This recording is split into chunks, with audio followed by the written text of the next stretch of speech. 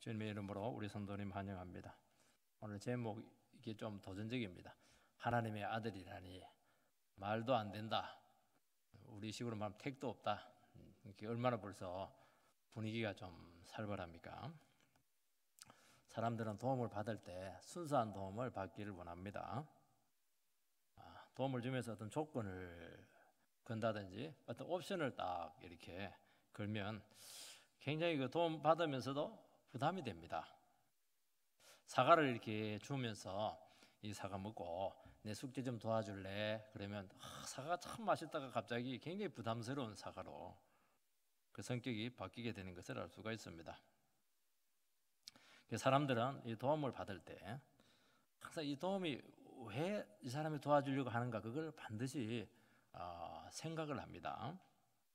혹시 이거 도와주고 나에게 뭔가를 요구하는 것은 없는가? 공짜인가? 순수한가? 이제 혹시 나를 어떤 주도권을 나에게 넘겨달라 하는 것은 아닌가? 어떤 권리를 넘겨달라고 하는 것은 아닌가? 그런 이제 생각을 많이 합니다. 도움을 주는 것도 힘들고 받는 것도 더 힘들고 그렇다는 것을 알게 될 겁니다. 그렇지만은 너무 상황이 다급할 때가 있습니다. 또 아니면 생명과 관계되는 그 문제가 있습니다. 그럴 때는 뭐 조건 먹고 상관없이 무조건 살고 봐야 되니까 그냥 도움을 받게 되는 것을 알 수가 있습니다. 예수님께서는 우리 인생들을 돕기 위해서 육신을 입고 이 땅에 오셨습니다. 예수님 뭐가 아쉬워서 이건 지저분한데 왜 오셨겠습니까? 그거는 인간이 자기들끼리 절대로 풀 수 없는 근본적인 문제가 있었기 때문입니다. 그래서 모든 인생들은 하나님의 아들 되신 예수님의 도움을 받지 않으면 안 되게 돼 있습니다. 인생이 안 되게 돼 있어요. 안 풀리게 돼 있고 아무리 자기가 재주가 있고 날고 그 이렇게 해도 실패합니다. 망합니다. 생명을 잃습니다. 이건 너무나 중요한 문제 아닐까요? 이건 너무 답하고 긴급한 문제인 것입니다. 그래서 그 하늘 높은 데서 예수님 그냥 몸을 입고 이 땅에 우리 식으로 막 몸 빼입고 와가지고 도와줄게 그렇게 한 겁니다. 그런데 예수님의 도움은 너무 필요하고 절대적인데 딱 한 가지 조건을 걸어놨습니다. 돈 많이 내라 그런 것도 아니고요. 예배 잘 참석하라 그것도 아니에요. 예수님을 하나님의 아들로 인정해라는 겁니다. 그것만 인정해주면 싹 다 도와줄게. 모든 거 다 도와줄게. 너 인생 전체를 책임져 줄게. 이게 뭐냐니까 예수님께서 이 땅에 오신 목적이라고 말씀을 하고 있습니다. 그러니까 사람들은 유대인들은 특히 그분의 도움을 받고 싶어요. 왜냐하면 워낙 능력이 있으시니까. 근데 하나님의 아들로 인정을 할 수가 없었습니다. 이게 이제 딜레마였어요. 도움은 받고 싶고 하나님의 아들로 인정하기는 싫고. 왜냐하면 예수님을 하나님의 아들로 인정하면은 인생의 주도권을 그분에게 넘겨드려야 되기 때문입니다. 주님이 내가 살아가는데 좀 어려운 부분들 와서 좀 도와주면 얼마나 좋겠어요. 돈 떨어지면 돈 좀 주면 얼마나 좋겠습니까? 어려울 때 막 도와주고 필요할 때 힘이 되어주고 위로가 되어주고 이렇게 하면 예수님은 막 쌍수를 들고 우리가 막 환영을 했을 겁니다. 그리고 신앙생활 얼마나 열심히 하고 헌금 왕창 내겠습니다. 다 해요. 근데 예수님은 그런 것들 하나도 요구를 안 하고 나를 하나님의 아들로 인정해라. 너의 인생의 주도권을 나에게 넘겨라. 유대인들은 예수님 너무너무 위험한 조건을 거셨네요. 아니 어떻게 그렇게 큰 조건을 걸 수가 있습니까? 우리 인생 전체를 내놓으라뇨. 나는 어떻게 되는 겁니까? 했던 것입니다. 여러분 환자가 나으려고 하면은 의사에게 맡겨야 됩니다. 의사에게 안 맡기고 수술할 때 자기가 여기 찢으세요 하면 안 되잖아요. 예수님은 영혼의 의사로 우리에게 찾아오셨습니다. 우리 영혼이 다 고장나 있는데 예수님께 맡겨야 주님이 알아서 치료해 줄 거 아니겠습니까? 오늘 우리가 예배를 드리면서도 아직도 내가 내 인생을 책임져야 되겠다 그렇게 하지 마시고요. 인생의 주도권을 넘기세요. 내가 70까지 내가 내 마음대로 살아왔는데 지금부터 넘기시면 되는 겁니다. 한순간에 치료될 줄 믿습니다. 첫 번째는 왜 돌로 치료했는가 하는 문제죠. 31절에서 33절 말씀을 읽어보면 유대인들이 다시 돌을 들어 치료하거늘 예수께서 대답하시되 내가 아버지로 말미암아 여러 가지 선한 일을 너희에게 보였거늘 그 중에 어떤 일로 나를 돌로 치료하느냐. 유대인들이 대답하되 선한 일로 말미암아 우리가 너를 돌로 치려는 것이 아니라 신성모독으로 인함이니 내가 사람이 되어 자칭 하나님이라 함이로다. 유대인들이 예수님을 돌로 치려고 한 이유는 신성모독죄라는 겁니다. 그러니까 분명히 사람인데 자기를 하나님이라고 했다는 겁니다. 주님은 지금 사람의 돌을 들고 막 치려고 해요. 얼마나 위기 상황입니까? 말 까딱 잘못하면 바로 돌세리가 날아올 겁니다. 그때 주님께서는 그들에게 막 따졌습니다. 어떻게 따졌냐니까 내가 하는 모든 일은 아버지로부터 시작이 되었다. 그리고 아버지의 능력을 힘입어가지고 선한 일을 많이 했는데 뭐가 잘못됐기 때문에 나에게 돌로 치려고 하느냐. 한번 그 잘못한 걸 나한테 이야기하라는 겁니까? 내가 이단의 교주냐? 내 가르침 중에 잘못된 게 있으면 한번 성경을 가지고 한번 따져보자는 겁니다. 내가 율법을 어긴 게 있으면 한번 따져보자는 겁니다. 아니면 내가 죄 지은 거 있으면 도둑질한 거 있으면 한번 가져오라는 것입니다. 유대인들은 주님의 그 선한 행위는 인정을 했습니다. 왜냐하니까 예수님께서 도와주시고 예수님께서 이렇게 치료하시면 완벽했습니다. 후유증이 없어요. 수술해도 후유증이 있거든요. 예수님이 치료하면 완벽했어요. 그거는 하나님이 하신 겁니다. 그거는. 치료해도 똑같은 게 아닙니다. 의사도 등급이 있잖아요. 이거는 인간이 할 수 없는 일입니다. 어떤 인간도 지키지 못한 율법을 주님께서는 완벽하게 다 지켰습니다. 예수님의 치료는 완전했습니다. 병만 치료한 것이 아니고 예수님은 병자들이 와가지고 치료해 주세요 이렇게 할 때마다 죄를 용서해 주었어요. 죄를 용서해 줬다는 말이 뭘 얘기하냐니까 고장난 인생 전체를 치료해 주었다는 겁니다. 주님의 사랑은 세상에 없는 완전한 사랑이었습니다. 자기 생명까지 아끼지 않는 십자가 사랑을 우리에게 주었습니다. 부모의 사랑도 이런 사랑을 줄 수가 없는 거예요. 주님께서는 하나님의 아들이 아니면 할 수 없는 그 위대한 사역을 했습니다. 맹인을 치료해 주었고 청각장애인을 듣게 했고 나병 환자를 치료해 주었고 죽은 자를 살렸고 이런 것들이 왜 중요하냐니까 이런 것들은 지금도 치료가 안 되지만은 이런 것들은 하나님의 아들 되신 메시아가 오면은 이런 치료 행위를 하게 될 것이다. 그렇게 이것은 메시아적 행위다. 어려운 말로 그렇게 표현을 했던 것입니다. 예수님의 말씀은 권세가 있었습니다.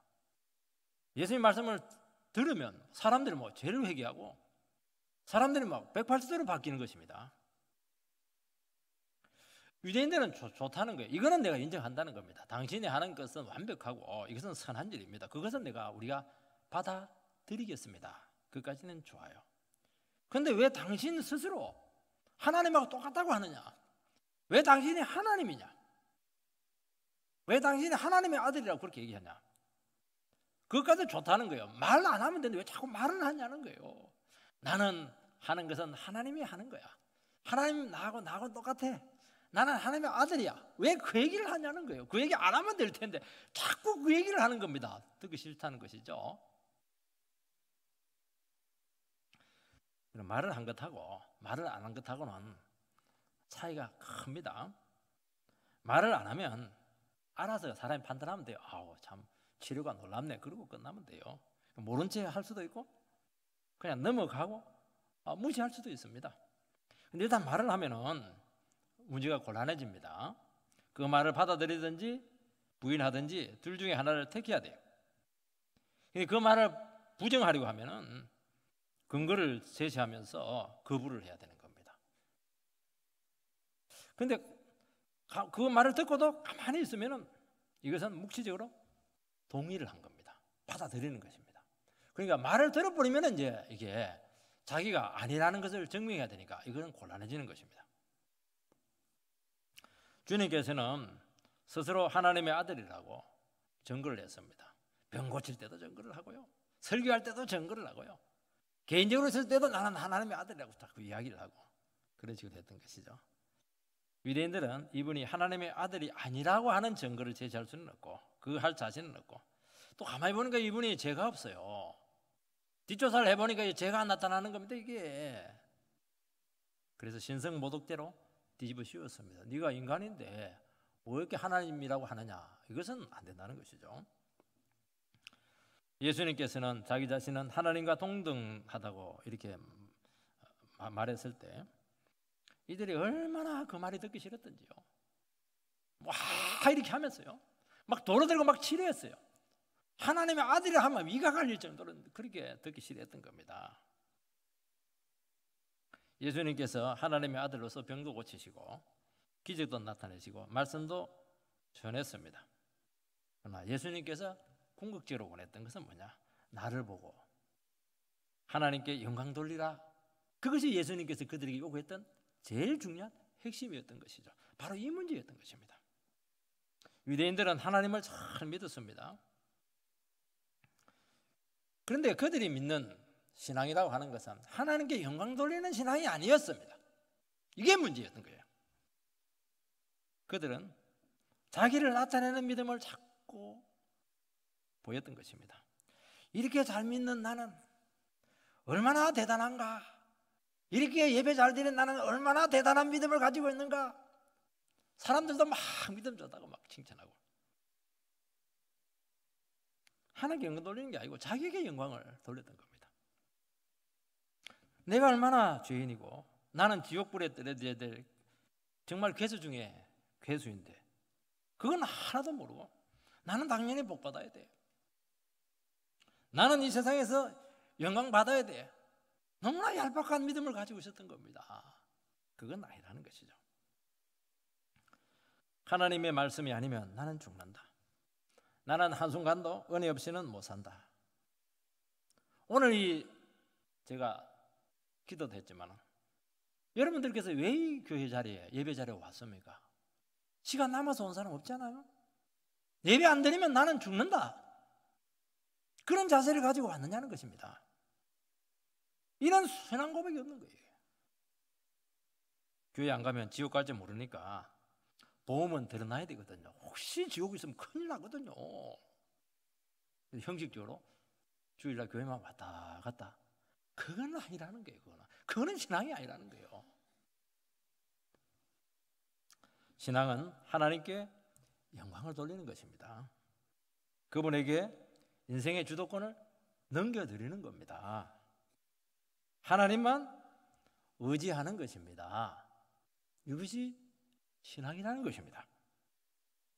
하나님을 믿는다고 하면서도 자기 마음대로 살아가는 것은 이것은 신앙이 아닙니다, 여러분.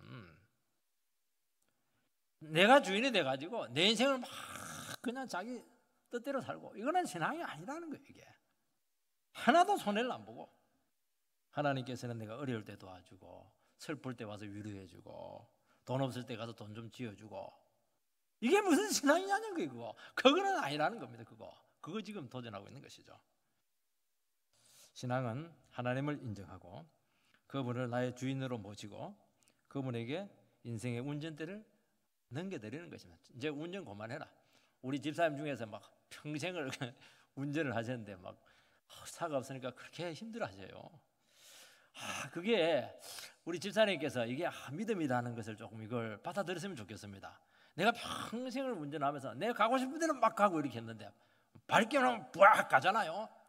이제는 막 내 발로 걸어가야 되니까 힘든 거야. 이게 마음대로 못 가고 운전대를 하나님께로 다 넘겨드리는 거, 이것이 믿음이라는 것입니다. 하나님의 아들 예수의 도움이 절대적으로 필요하다는 것을 고백하는 것입니다.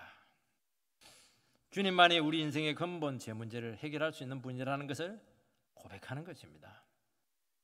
유대인들은 신앙생활을 하는데 어떻게 했냐니까 자기가 다 해요.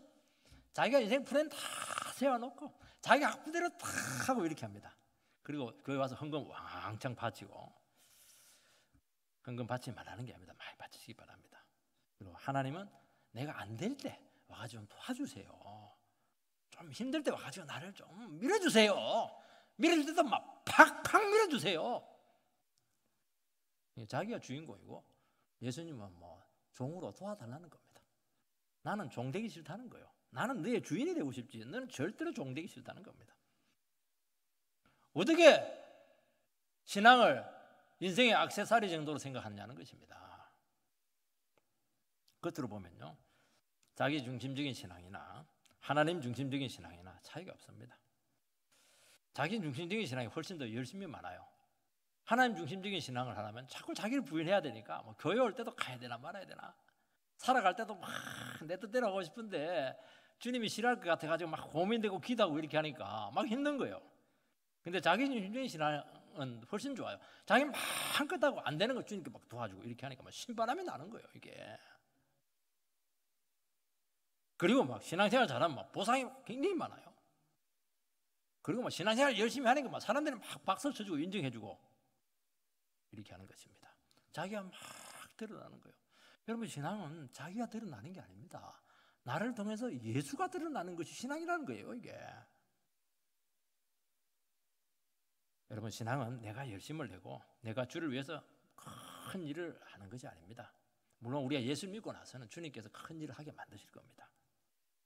그분을 나의 주인으로 인정하고 매사에 그분을 의지하는 것이죠. 이것이 안 되면 하나님께서 너의 신앙을 절대로 인정하지 않겠다고 말씀을 하고 있는 것입니다. 그리고 하나님께서는요, 그 인생을 계속 판단하고 정죄합니다. 그거는 신앙이 아니야. 그거는 믿음이 아니야. 그거는 네가 하고 싶은 거 하잖아. 그건 너의 욕심이야. 너 교만한 거야. 자꾸 그렇게 얘기하니까 굉장히 마음이 힘든 거예요, 믿음 생활을 하면서도. 그리고 우리의 생각과 판단과 그 자존심을 내려놓기 전까지는 주님께서 끝까지 그 영혼을 상대해 주신다는 겁니다. 하나님이 우리를 상대하시면요, 살아가는 게 굉장히 힘들걸요? 쉽지 않을걸요? 사랑하는 성도 여러분, 오늘 우리 이 시간 주님을 이길 생각을 버리시기 바랍니다. 주님 이기려면 어떻게 해야 됩니까? 적어도 주님 정도는 돼야죠. 주님보다 더 완전한 삶을 여러분 살 자신 있겠습니까? 불가능하지 않겠습니까? 여러분, 주님 없이도 나는 얼마든지 잘 살아갈 수 있다고 막 큰 소리 치고 막 증명하고 이렇게 하는데요, 한순간에 하나님 앞에 제가 드러나서 반드시 망하는 인생이 된다는 것이 이 성경의 정신이라고 말씀하고 있는 것입니다. 여러분, 인간에게 가장 불행한 것이 뭐냐? 내가 완전하지 않는데 완전하려고 하는 것이, 이게 문제라는 것이죠. 나는 죄인인데 의인인 채 살아가는 것이 이게 문제라는 것입니다. 인간인데 내가 신처럼 되려고 하는 것이 이게 문제라는 것입니다. 하나님께서는 그 삶을 반드시 부정하게 될 것이고 반드시 그 삶을 깨뜨리신다고 말씀하고 있습니다. 여러분, 인간은 인간으로 살아야 된다고 말씀하고 있습니다. 여러분, 인간은 흙덩이에 불과해요. 여러분, 인간은 아무것도 아닙니다. 콧구멍에 있는 손가락만 탁 두개 꽂아도 죽어버려요. 우리는요, 전부 다 자기 신화가 있습니다. 그래도 내가 그냥 나는 다른 사람과 다르다, 그 맛에 살아가는데 이게 착각입니다. 그러니까 이상한 사람이 되는 겁니다. 여러분요, 다른 사람하고 우리 다를 거 하나도 없습니다. 똑같은 죄인이에요. 좀 잘생긴 죄인, 못생긴 죄인, 좀 뚱뚱한 죄인, 야윈 죄인, 똑같은 죄인, 돈 많은 죄인, 돈 적은 죄인, 똑같은 죄인이에요. 여러분, 뭐가 다르긴 달라요. 그러니까 또라이 짓을 하는 것입니다. 사람들은 특이해요. 뭔가 특별한 게 있으면 벌써 목소리가 달라져요. 목소리를 쫙 깔아가지고 그냥 뭔가 대단한 것처럼 그렇게 자기는 막 속입니다. 그런 거리가 벌써 막 달라져요. 종처럼 안 그래요. 자, 이렇게 안 합니다. 눈이 그냥 눈빛이 달라집니다. 이렇게 참 사랑하는 눈빛으로 봐야 되는데 막 내리깔고 막 이렇게 하는 거예요, 이게. 여러분, 자기 아닌 다른 인간으로 살면 굉장히 괴로울 겁니다. 왕년에 대단하다 이렇게 하는데 사실은 우리나라 사람 치고 왕년에 대단하지 않은 사람 누가 있어요? 지금 그 말은 뭐냐? 지금 너무 초라하다는 거예요. 병들고 돈 없고 비참하고 이렇다는 것이죠. 왕년이 중요한 게 아닙니다. 지금 그 처지를 인정하라는 거예요. 그 비참한 모습을 인정하라는 겁니다. 그게 인정이 안 되니까 자꾸 화가 나는 거예요. 나는 이런 사람이 아닌데 내가 왜 이렇게 비참하게 되었을까? 왜 이런 사람이 아니에요? 그게 내 모습이죠. 그게 그 망가진 내 모습이 그 내 모습이에요. 그게 진짜 모습이에요. 옛날 사람들이 박수 칠 때는 그거 막 그냥 이렇게 막 그냥 가식적인 모습이라고 말씀하고 있는 것입니다. 자기 자신을 속이고 다른 사람도 속일 수 있을지는 모르겠지만은 하나님은 절대로 속지 않습니다. 도리어 비참해진 것을 감사하시기 바랍니다. 그래야 자기를 알거든요. 자기 자신을 인정해야 위선자가 되지 않고 영원히 피폐되지 않는다는 것입니다. 주님께서는 오늘 우리로 하여금 있는 모습 그대로 주님 앞에 나오기를 원하고 있고 우리 인생 전체를 드리기를 원하고 있는 것입니다. 다 드리세요. 팔만 드리지 말고요. 머리만 드리지 말고요. 전체를 받으세요. 하나님 알아서 하세요. 나는 막 실패했네요. 나는 막 가망성이 없네요. 자기 인생의 주도권을 쥐고 교만과 욕심을 내려놓지 않으면 계속 여러분들께서는 좌절하게 될 겁니다.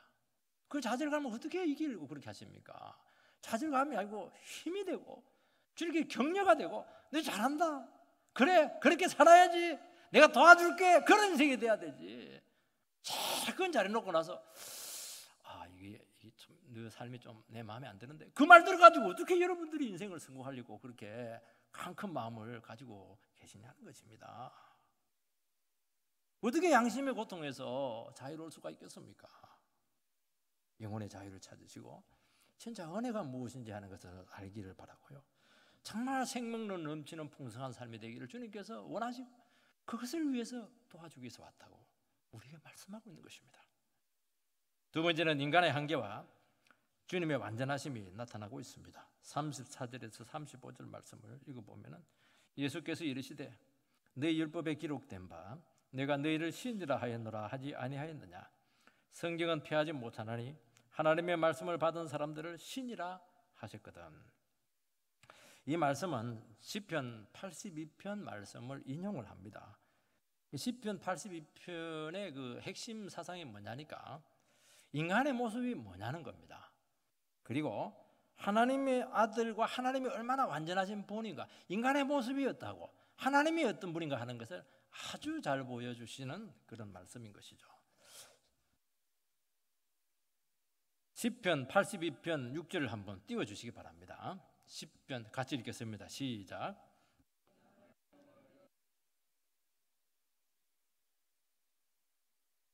여기 나오지 않습니까? 너희들은 신들이고 다 지존자의 아들이라 그렇게 말씀하고 있습니다.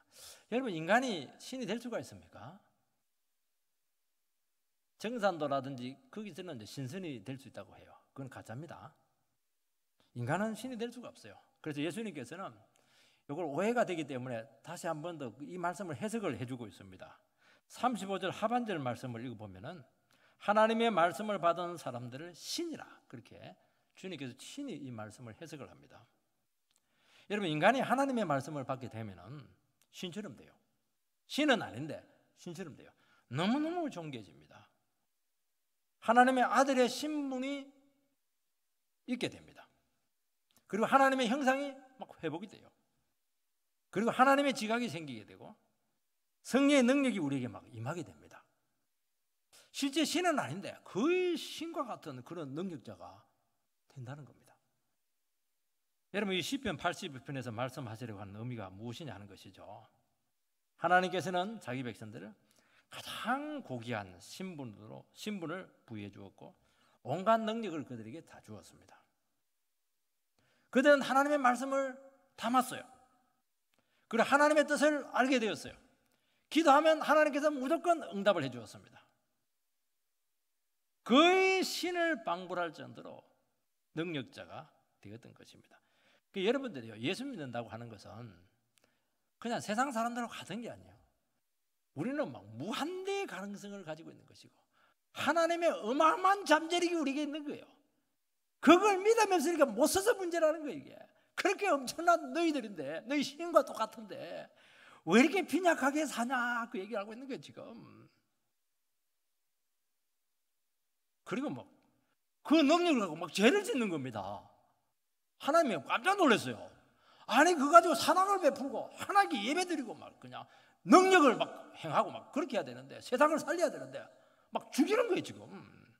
재판을 불공평하게 하고 가난한 자와 고아들에게 막 피눈물이 나게 하고 말이죠. 악인들의 행보로부터 막 그 능력을 가지고 기대해주고 눈물을 기대해주고 지켜주고 이렇게 해야 되는데 막 더 괴롭히고 이렇게 했던 겁니다. 시편 82편 5절 말씀 한 번 더 띄워주시기 바랍니다. 시편 같이 읽겠습니다. 시작.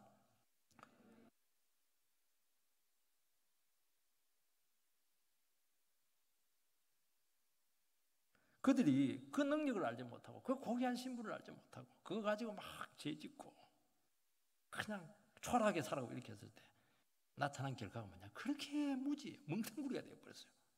깨닫지를 못해요. 계속 어둠 속에서 헤매는 참 방랑자의 삶을 살아갔다는 것입니다. 여러분 예수를 믿는데도 불구하고 왜 여러분들이 이렇게 갈등을 많이 하고 있습니까? 왜 이렇게 깨닫지를 못해요? 망하는 길을 골라서 왜 가고 그렇게 하는 겁니까? 그거는 내가 하나님이 믿는 내 하나님이 얼마나 큰지 알지 못하고 실제 삶에서 전혀 주님을 의지하지 않기 때문에 나타나는 겁니다. 많이 힘드시죠? 어려움 많죠? 곤란하죠? 왜 그것만 보냐는 거예요. 이게 내가 얼마나 엄청난 하나님을 믿고 있는데요, 기도하면 될 것이고 예배드리면 될 것이고 내 생각을 내놓고 주님을 의지하면 될 텐데 뭐가 갈등이 있고 뭐가 문제가 있고 다 해결될 텐데 왜 그건 못 믿냐는 게 이거. 도리 원망불평하고 말이죠. 죄짓고 말이죠. 도리 다른 사람 빼앗아 가지고 막 내 거 챙기고 도와줘도 유분수인데 어떻게 그렇게 살아갈 수 있냐는 거예요. 이게 이스라엘 백성들은 애굽 노예에서 해방되어서 한순간에 노예에서 최고로 높은 하나님의 백성이 되었습니다. 시내산 언약이죠. 어려운 말로. 모세가 율법을 받으러 시내산에 올라갔는데 그 밑에서는 금송아지를 딱 만들어가지고 하나님이다 그렇게 하면서 하나님을 섬겼습니다. 왜 모세가 없을 때 그때 몰래 금송아지를 만들었겠는가? 모세 있으면 절대로 못 만들게 하거든요. 모세가 없을 때 막 본심이 드러났어요. 담임 목사가 교회를 한 빠지면 우리 성도님들 본심이 나타날지 몰라요. 이 금송아지 딱 세워놔놓고 금송아지 목사 세워놔놓고 막 설교 들을지 몰라요. 왜냐하면 모세는 막 계속 설교를 했어요. 설교. 너희들 말씀대로 살아야 되고 말씀대로 안 살면 재미없다. 그리고 막 죄지었다 이런 막 책망하고 말이죠. 하나님께 영광을 돌려라. 잘난 체 하지 마라. 그렇게 하니까 막 그것도 한두 번이지 막 계속 들으니까 막 너무 힘들었던 거예요. 지긋지긋했어요. 그래서 이스라엘 백성들은 모세가 없을 때 말씀만 하시는 그 골치 아픈 하나님 싫었어요. 그래서 하나님은 하나님인데 금송아지 하나님을 딱 만들어놨어요. 금송아지 하나님은 어떤 하나님입니까? 인간을 도와주고 슬플 때 위로해주고 죄를 지어도 책망하지 않고 늘 허허허허 웃고 문제 안 삼고 그리고 막 금덩어리잖아요. 속은 금덩어리 막 복을 팍 주고 아우 얼마나 좋은 하나님이세요. 결국에는 축복의 땅에서 쫓겨나서 비참하게 나라 있고 포로가 되었던 것입니다. 특이한 표현이 나옵니다. 너희 율법에는 그렇게 되어 있습니다. 율법은 하나님의 율법이죠. 그런데 이스라엘 백성들이 지키기가 너무 힘드니까 자기들이 편한 쪽으로 그냥 하나님의 율법을 자기 율법을 만들어 버렸어요. 그래서 자기들에게 탐욕의 수단으로 욕구 충족과 만족을 위한 도구로 만들었던 것입니다. 왜냐하면 율법은 뭐냐? 끊임없이 하나님 앞에서 자기를 드리라는 거예요. 그리고 너를 주인으로 삼지 말고 하나님을 의지하라고 자꾸 얘기하니까 그게 싫었던 것입니다. 사랑하는 성도 여러분, 교회에서 바른 말씀이 전가될 때 성도님들은 자기 자신의 존귀함을 찾게 되고 스스로 말씀에 순종해서 가치 있는 삶을 살아가게 될 것입니다. 그러나 복음이 사라지게 되면 하나님은 강구듣고 인간의 소리와 자랑이 그 자리를 대신하게 될 것입니다. 그리고 신앙은 형식적이 될 수밖에 없습니다. 여러분, 이것이 그때만 있었던 것이 아니고요, 지금도 마찬가지입니다. 여러분, 하나님 말씀을 자꾸 증가하면 하지 말아야 될 것들이 너무 많아요. 전부 다 죄거든요. 전부 다 욕심이거든요. 그럼 내가 어떻게 하라는 거예요, 하나님? 그래서 말씀은 대충 하고 복음은 대충 증거를 하고 막 사업을 하고 그다음 행사를 많이 하고, 행사 자체를 내가 부정하는 게 아닙니다. 그 동기를 지금 보는 겁니다. 그게 과연 주님을 위한 것이냐, 하나님을 나타내기 위해서 하는 것이냐, 너희들 탐욕하냐, 목회자에 야망하냐, 그렇게 주님께서 우리에게 도전할 수가 있다는 것입니다. 막 교회를 자랑하려고 하는데 그런 인간 만족적인 종교는 주님께서 인정하지 않는다고 말씀하고 있는 것입니다. 사랑하는 성도 여러분, 하나님의 말씀을 붙잡고 내 영광, 내 만족, 내 욕구를 포기하게 될 때 천국이 임하게 될 줄 믿습니다. 그런데 우리는 그렇게 하지 못해요. 하나님의 말씀을 나의 말씀으로 바꿔버려요. 그리고 우리의 종교로 만들어버리는 겁니다. 내가 편한 종교. 그리고 하나님의 교회를 나의 그냥 교회로 만드는 것입니다. 그렇게 하지 말라는 거예요. 말씀이 밝혀지고 하나님의 능력이 나타나고 은혜가 역사하는 공동체가 되게 하라는 것입니다. 여러분, 교회는요, 종교인을 만드는 곳이 아닙니다. 하나님의 사람을 만드는 곳이에요. 그리고 신적인 능력이 나타나도록 해야 되는 것입니다. 철저히 자기 자신을 부수지게 만들어가지고 정말 예수에게 완전히 매달려가지고 막 입만 벌려도 예수가 나오고 기도해도 예수가 나오고 삶에서도 예수가 나오고 예수를 통해서 만사형통을 이루어내는 것이 이게 교회라고 말씀하고 있는 것입니다. 성경의 사람이 되게 하고 말씀의 사람이 되게 해서 어떤 세상에서도 흔들리지 않는 하나님의 능력의 종으로 만들어 놓는 것이 이 교회라고 말씀하고 있는 것입니다. 모양만 교회 다니고 있어요. 그냥 모양만 신앙이 됩니다. 그것은 주님을 욕되게 하는 것이라고 말씀하고 있는 것입니다. 36절 말씀을 읽어보면 하물며 아버지께서 거룩하게 하사 세상에 보내신 자가 나는 하나님의 아들이라 하는 것으로 너희가 어찌 신성 모독이라 하느냐. 예수님께서는 아버지의 파송을 받은 아들로 오셨는데 그렇게 오신 이유를 말씀하고 있습니다. 아버지께서 거룩하게 하사 예수님께서는 구별된 분이셨고 특별한 사명을 가지고 오셨다고 말씀하고 있습니다. 아들의 사명은 뭐냐? 아들의 사명은 인간이 실패했던 그 종교인, 율법을 문자적으로 지키려고 했고 내 이익과 영광과 욕심과 교만을 내려놓지 못한 그 인간의 고질적인 근본적인 문제를 고치려고 왔다고 말씀하고 있는 것입니다. 여러분, 인생은 하나님의 아들만 고칠 수가 있습니다. 여러분, 재형설을 받아야 돼요. 예수 믿어야 되는 겁니다. 여러분 인생에서 최고의 선택이 뭐죠? 아마 배우자를 선택한 것이 최고의 선택인데 지금은 약간 잘못 선택한 거 아닌가, 그렇게 좀 의심하고 계시는 분들께서는 회개하시기 바랍니다. 그러나 그것보다 최고의 선택이 뭐냐? 예수를 믿은 게 최고의 선택이에요. 인생의 중요한 순간에 막 결단을 잘 내려가지고 막 사업에 대박을 터뜨리는 것도 중요하겠지만요, 그것과 비교 안 되는 겁니다. 예수를 믿으면 다 얻은 거예요, 여러분. 예수를 얻으면 다 있는 거예요, 이거. 대박 터진 거예요, 이거. 이런 바른 말씀을 먹어야 하죠. 은혜를 받아야 돼요. 여러분, 영혼이 고장나면 아무리 기적을 체험하고 세상에서 막 성공을 하고 그렇게 해도 결국에는 안 돼요. 결국에는 실패합니다. 될 수가 없어요. 출애굽 백성들이 10가지 재앙을 체험하지 않았습니까? 홍해를 건넜어요. 만나를 먹었어요. 기적이란 기적은 다 체험했어요. 그런데 이 사람들이 영원히 병들었습니다. 조금만 어려움 생기면 원망 불평하고 막 애굽으로 돌아가겠다고 하고 영원히 치료가 안 되는 거예요.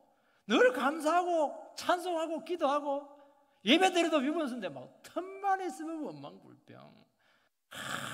들어본 세상 그냥 팍 죽어버릴까 보다. 그런 생각을 하니까 그 축복의 한가운데, 그 기적의 한가운데인데 뭐 전혀 감사가 없습니다. 그러니까 축복을 못 받는 거예요. 가나안에 못 들어갑니다. 광야에서 싹 다 죽어버렸어요. 여러분, 영혼이 치료돼야 될 줄 믿습니다. 이제 예수 믿고 그렇게 방황하지 마시고 예수를 믿어서 제대로 믿으시기 바랍니다. 내 성질이 뭐가 필요해요? 내 생각이 뭐가 중요합니까? 내 인생 계획이 뭐가 중요해요? 하나님의 계획이 더 중요하죠. 하나님의 뜻이 더 중요하죠. 예수 믿고 죽어버리세요. 그러면 살 겁니다. 내가 살면 죽을 겁니다. 단순해요. 신앙은 단순합니다. 어려울 게 하나도 없습니다. 사람은 말씀대로 살 수 없다고 해요. 어떻게 인간이 죄 안 짓고 어떻게 사느냐고 그렇게 합니다. 인간으로서 허물 없는 사람 어떻게 있을 수 있겠냐고 그렇게 합니다. 그리고 자꾸 죄를 합리화하고 자꾸 우리 인간적으로 살자. 막 술도 먹고 막 죄도 짓고 막 그렇게 합니다. 나도 인간이다. 막 그렇게 하는 것이죠.